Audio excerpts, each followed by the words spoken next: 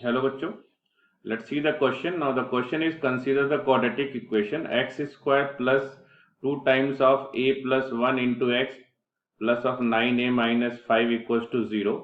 Now the column 1, a part is a less than 1, b part is a greater than 6, c part is 1 is less than a less than 6, means a is between 1 to 6, and d is a between 2 to 5.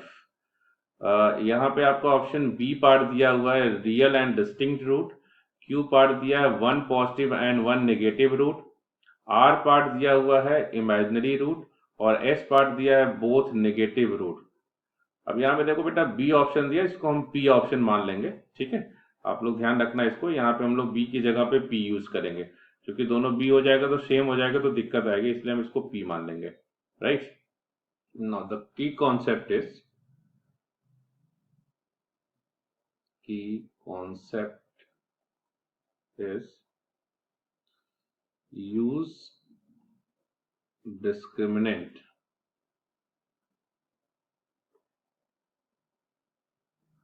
and sum and product of the root.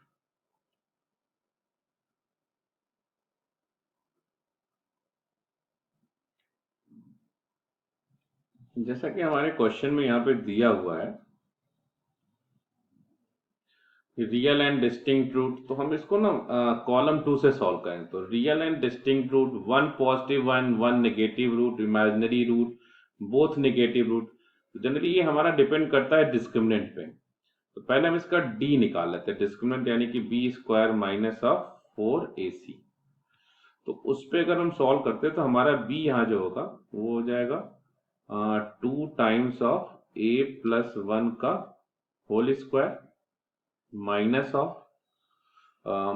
Of आपका 4, a की place पे 1 है और c की place पे आपका 9a minus 5। इसी को हम अच्छे से सॉल्व करते हैं। तो सॉल्व करने पे हमारे पास ये आ जाएगा 4 times of a square plus 1 plus 2a, and अंदर मल्टीप्लाई करेंगे तो ये आ जाएगा माइनस 36a एंड ये प्लस 20, और इसको सॉल्व करेंगे तो ये आ जाएगा 4a square plus 8a and plus 4 minus of 36a and plus 20। So finally अगर हम इसे देखें तो हमारे पास ये सॉल्व करके आ जाएगा 4a square 8a minus 36a, it means this is minus 28a plus 4 और प्लस 20, यानी ये आपका ये 24 हो जाएगा। ठीक है, तो अगर आप वहां से 4 कॉमन ले लें तो हमारे पास यहाँ बच जाएगा a square minus of 7a and plus 6, and यहां से फिर ये हमारा d इक्वल्स टू है, इसको फैक्टर कर लेंगे तो ये हो जाएगा a square minus of 6a minus of a plus 6। So overall ये क्या आ जाएगा 4 हो जाएगा, यहाँ से कॉमन लेंगे a तो a माइनस 6, यहाँ से माइनस 1 कॉमन लेंगे तो a भी a माइनस 6, यानी कि हमारे पास दो फैक्टर आ जाएगा, एक आ जाएगा a माइनस 6 और ये जाएगा एक a माइनस 1। अच्छा, जैसा हमारा जो b ऑप्शन लिखा लेकिन हम राइट साइड से लिया, इसका मतलब p वाला जो हमारा पार्ट है उसमें बोला है कि roots are real and distinct. तो roots are real and distinct की कहानी ये होती है, roots are real and distinct. जब roots are real and distinct की बात होती है, इसका मतलब हमारा डी क्या होना चाहिए, ग्रेटर देन 0 होना चाहिए। तो डी ग्रेटर देन मतलब कि 4 टाइम्स ऑफ a माइनस 6 और a माइनस 1 वो भी ग्रेटर देन 0। तो जब हम इसको नंबर लाइन पे रिप्रेजेंट करेंगे तो ये मेरा माइनस इनफाइनाइट, यहाँ पे प्लस इनफाइनाइट, यहाँ पे मेरा 1 हो जाएगा, ये हो जाएगा 6, तो नंबर साइन स्कीम से प्लस माइनस प्लस। अच्छा, अब ये ग्रेटर देन 0 बोला मतलब कि आपका ये वाला पार्ट हो जाएगा और ये वाला पार्ट हो जाएगा। ठीक है, तो हमारा पास ये ऑप्शन जो होगा, यानी जहां जहां पॉजिटिव आ रहा है वो वाला पार्ट हो जाएगा, यानी ए हमारा क्या होगा लेस देन 1 और दूसरा पार्ट इसका हमारा हो जाएगा ए ग्रेटर देन 6। तो इस हिसाब से देखें तो हमारे पास जब रियल एंड डिस्टिंक्ट यानी पी वाला पार्ट, जिसको उसमें ऑप्शन में बी लिखा है, और आप लोग देख लो इसको पी कर ले, इसके दो ऑप्शन हो जाएंगे ए एंड बी। सिमिलरली अगर हम इसी तरह से बात करें, अब हम आते हैं इसके जो आर ऑप्शन है, तो हमारा जो आर ऑप्शन है उसमें बोला है कि इमेजिनरी रूट्स, तो जो इमेजिनरी रूट्स की बात वो कर रहा है, इमेजिनरी रूट्स का मतलब ये होता है कि हमारा जो डिस्क्रिमिनेंट है वो लेस देन 0 होना चाहिए। इसका मतलब कि हमारे पास ये 4 टाइम्स ऑफ a माइनस 1 और a माइनस 6 है, वो लेस देन 0 होना चाहिए। इसको भी अगर हम नंबर लाइन पर रिप्रेजेंट करेंगे तो वही चीज माइनस से इनफाइनाइट 1, यहाँ पे आपका 6 और ये प्लस इनफाइनाइट। फिर से साइन इसकी लगाएं प्लस माइनस प्लस, तो हमें पता है यहाँ नेगेटिव वाला पार्ट हमारा हो जाएगा, यानी यहाँ से लेके तो हमारा a जो बिलोंग करेगा वो 1 से लेके 6 तक, यानी कि ये अगर 1 से 6 तक हम a की वैल्यू लेंगे तो हमारा आंसर हमेशा इमेजिनरी आएगा। तो इस हिसाब से अगर हम देखें तो हमारे पास जो r वाला पार्ट है उसका जो सही आंसर आ जाएगा वो हमारा हो जाएगा सी पार्ट हो जाएगा। ठीक है, तो हम आते हैं अपने बी वाले पार्ट पे। तो बी वाला पार्ट जैसा कि हमारा दिया है कि 1 पॉजिटिव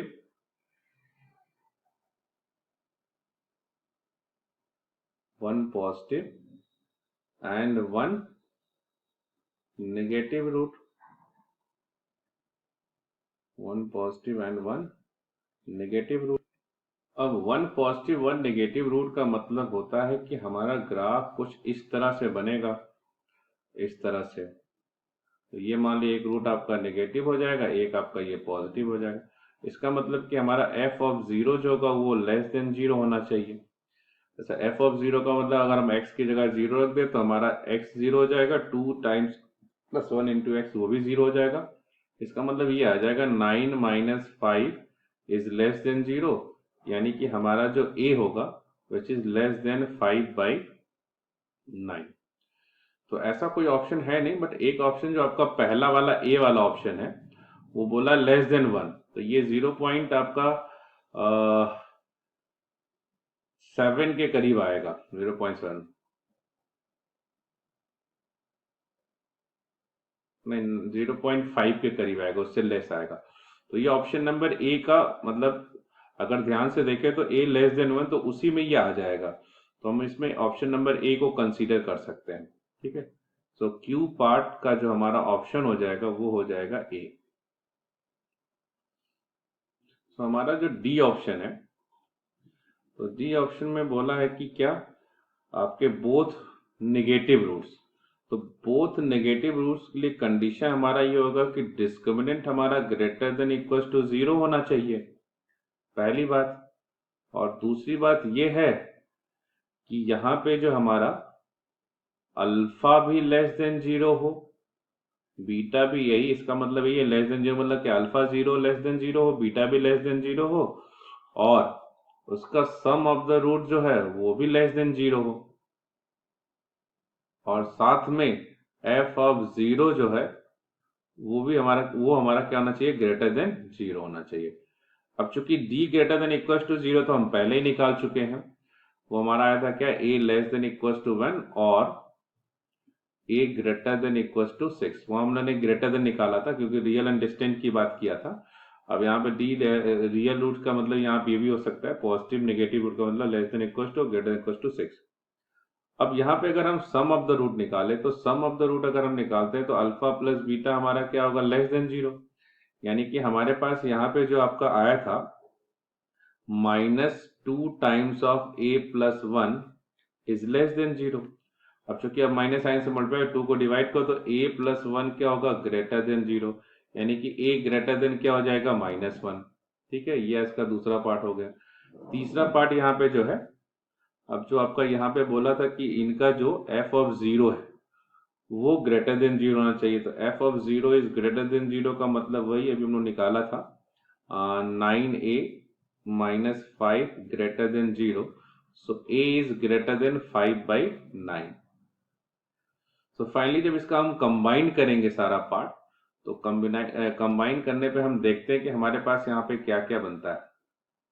तो ये माइनस इनफाइनाइट और ये हमारा प्लस इनफाइनाइट।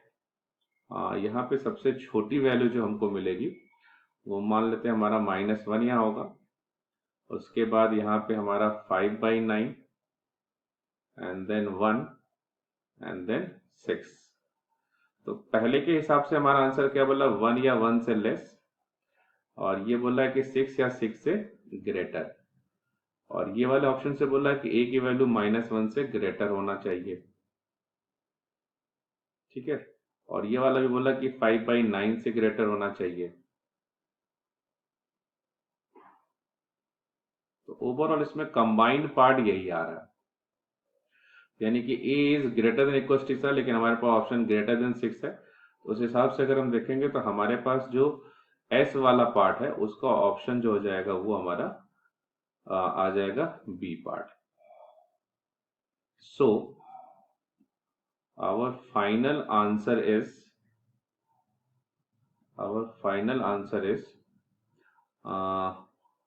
p पार्ट का आंसर जो आपका हो जाएगा वो a और b हो जाएगा, और q पार्ट का आपका आंसर जो था वो a था, r पार्ट का आपका आंसर था यहाँ पे c वाला पार्ट, और s वाले पार्ट के लिए आपका आंसर हो जाएगा ये आपका b वाला पार्ट।